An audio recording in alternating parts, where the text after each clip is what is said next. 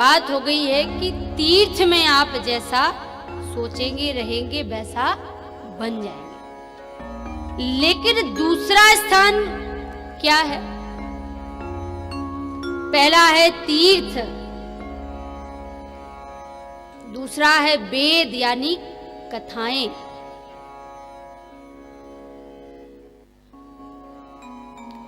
तीसरा है देवता यानी भगवान की प्रतिमूर्ति, और चौथा स्थान है गुरु की शरण। इन 4 जगह पर आप जैसा सोचेंगे वैसा आप पाएंगे, ये बात निश्चित है। तीर्थों में भगवान का वास होता है, कथाओं में भगवान का वास होता है। यदि आपके घर में भी कथाएं होती हैं और आप कथा को सुनते कहते हैं तो आपका घर भी तीर्थ है, आपका घर भी मंदिर है, आपका घर स्वर्ग है। और जहां पर सुमति है वही संपत्ति का वास होता है, लक्ष्मी का वास होता है। वहां पर बिना बुलाए लक्ष्मी चली आती है और उसको बुलाना नहीं पड़ता है। भगवान तो पूछ रहे हैं ना कि मैं कहाँ रहूं। मैया पूछती है बार बार कि बताइए मैं कहाँ रहूं। जैसे आप लोग यहाँ आए हैं और इतनी सुंदर व्यवस्था आपके लिए की गई है, बढ़िया बैठने की, कथा सुनने के लिए शांति की। सबसे बड़ी बात तो ये है कि यहाँ आप सभी जो बैठे हैं कथा में सुनने, आप जैसे श्रोता भी नहीं मिलेंगे कहीं पे। आप लोग तो हिलते ही डुलते नहीं है, एकदम ध्यान से सुनते हैं, डूब जाते हैं। मतलब आप कथा सुन नहीं रहे हैं, आप कथा को पी रहे हैं। ये अच्छी बात है। इससे दिखाई दे रहा है कि आप लोगों के हृदय में, आपके मन में माता नर्मदा के प्रति कितनी श्रद्धा है, उनके पुराण के प्रति कितनी श्रद्धा है, कितना समर्पण है। तीर्थ में आप पहुंच जाएं बड़ी बात नहीं है। एक वर्ष में एक बार 10 दिन के लिए तीर्थ में वास करना चाहिए। पहुंच जाएंगे आप, पैसा खर्च करेंगे, खूब रुकने की व्यवस्था बनाएंगे, घूमेंगे फिरेंगे, दर्शन करेंगे मंदिरों के, चले आएंगे, हो गया तीर्थ में वास। यही तो होता है। लेकिन तीर्थ में जाकर के हमारा चिंतन कैसा हो, ये महत्वपूर्ण है। यहां से चले गए कि भाई हम हरिद्वार जाएंगे, गंगा मैया में स्नान करेंगे, और जब हरिद्वार पहुंचे डुबकी लगाई, अब चिंता होने लगी, हमारी बेटी हो गई है 20 साल की, उसकी शादी करनी है, अभी बेटे के देखने वाले आए थे, रिश्ता पक्का करना था, हमारी पत्नी है वो बीमार बनी रहती है, उसकी चिंता हो गई। तो आप बताइए कि आपका घर में रहना अच्छा था कि वो तीर्थ में रहना अच्छा था? शरीर आपका कहीं भी बना रहे इससे कोई फर्क नहीं पड़ता, लेकिन हमारा मन कहाँ है इस बात से फर्क पड़ता है। 2 मित्र चले जा रहे थे, सामने एक वैश्यालय देखा तो एक मित्र बोला कि भैया बढ़िया, यहाँ पर देखो नृत्यांगनाएं नाच रही हैं, बढ़िया मनोरंजन हो रहा है, लोग भी मनोरंजन कर रहे होंगे, चले ना हम थोड़ा चल करके हम देखते हैं, समय निकाल लेते हैं, टाइम पास करेंगे। एक मित्र बोला नहीं नहीं भैया, ये हमारी शोभा वाली बात नहीं है, हम एक काम करते हैं कि सामने हनुमान जी का मंदिर है और वहां पर देखो सुंदरकांड का पाठ हो रहा है, वहीं पर बैठ के बढ़िया सुंदरकांड के पाठ को सुनते हैं, करते हैं। तो आपस में झगड़ा हो गया और वह मित्र छोड़ करके अपने मित्र को चला गया। एक मित्र मंदिर में बैठा है और भगवान हनुमान जी के सामने सुंदरकांड को सुन रहा है। दूसरा मित्र वेश्यालय में जाकर के वहां पर जो नाच रही हैं उनका दर्शन कर रहा है, उनको देख रहा है। अब जो भगवत मित्र था, मंदिर में बैठा था, उसके मन में चिंता होने लगी और उसका चिंतन कहां पहुंच गया? अपने मित्र के पास।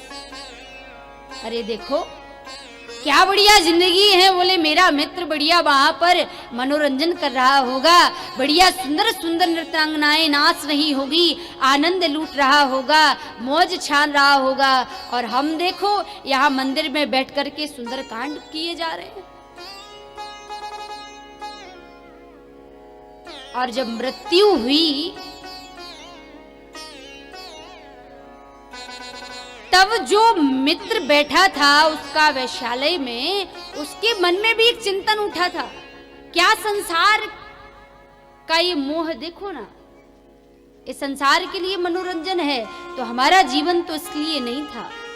मेरा मित्र बड़भागी है, मंदिर में बैठ करके हनुमान जी का दर्शन कर रहा है, उसका जन्म मरण दोनों सफल हो जाएगा। और हम देखो यहाँ पर अपने इस 84 लाख योनियों के बाद पाए गए देह को नष्ट विनष्ट करने में लगे, इस जन्म को बिगाड़ने में लगे हैं। उसका चिंतन पहुंच गया उस अपने मंदिर में बैठे हुए मित्र के पास। दोनों की मृत्यु हुई, तब मित्र को मिला जो वैश्यालय गया था उसको भगवान का धाम, और जो मंदिर में बैठे बैठे अपने मित्र के विषय में सोच रहा था उसको मिला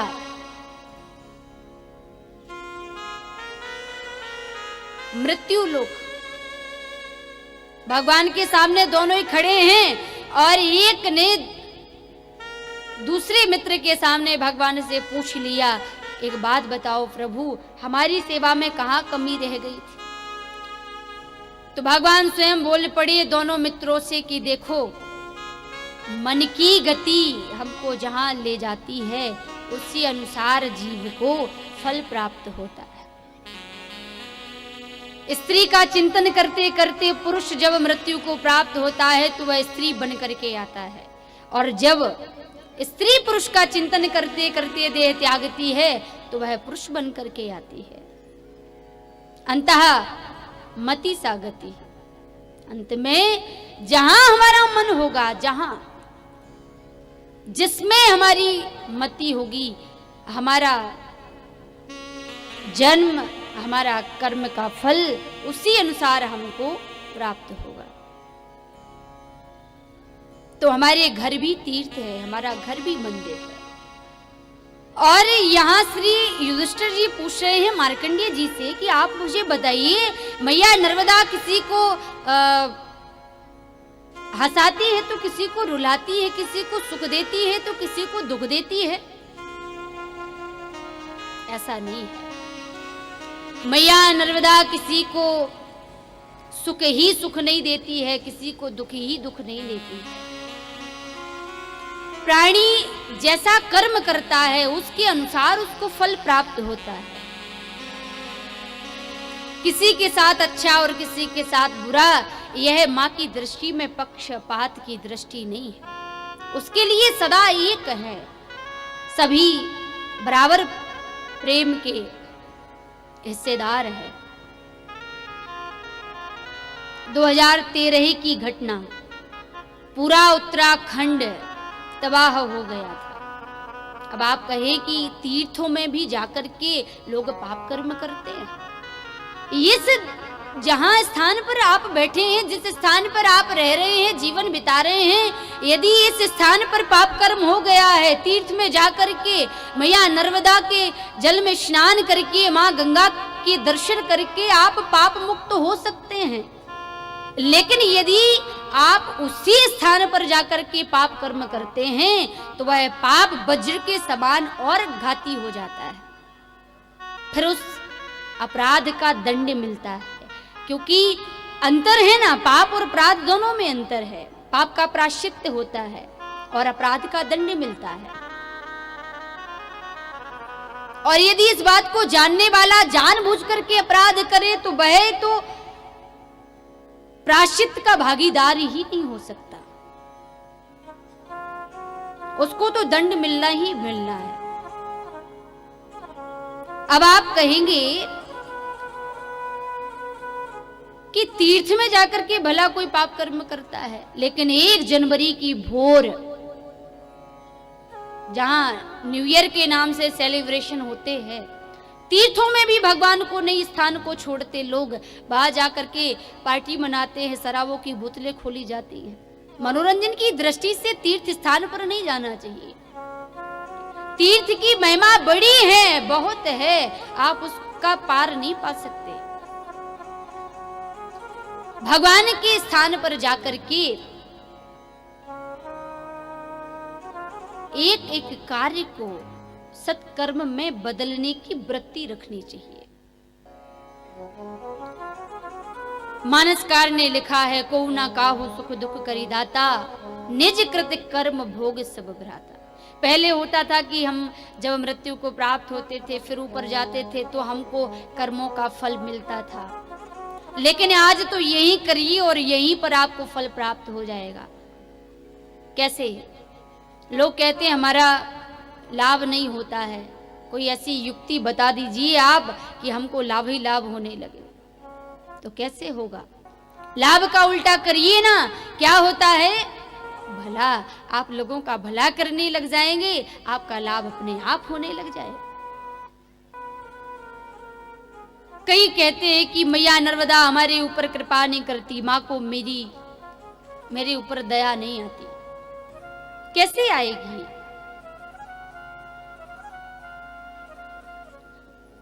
हम बालक ही माँ को भूले हुए हैं, माँ ने हमको कभी भुलाया नहीं है, माँ ने कभी हमको छोड़ा नहीं है, हम बालक ही भूले हुए हैं। नर्मदा के तट पर बैठ करके हमने माता नर्मदा के स्वरूप को नहीं देखा, उसकी महिमा को नहीं चिंतन में लाया, केवल हम उसके आसपास बने हुए कोठियों को देखते रहे, मकानों को देखते रहे, लोगों के निवास को देखते रहे। ये फलाना देखो क्या बढ़िया जो है कोठी बना करके माँ के किनारे रह रहा है। भला हमने ये नहीं देखा कि माँ ने इसके ऊपर बड़ी कृपा की है, काश हमारे ऊपर भी करेगी, लेकिन कब करेगी? जब हम माँ के नाम का चिंतन करेंगे। माँ दया कब करेगी? दया का उल्टा क्या होता है? याद। जब हम माँ को याद करेंगे तो माँ हमारे ऊपर दया भी करेगी।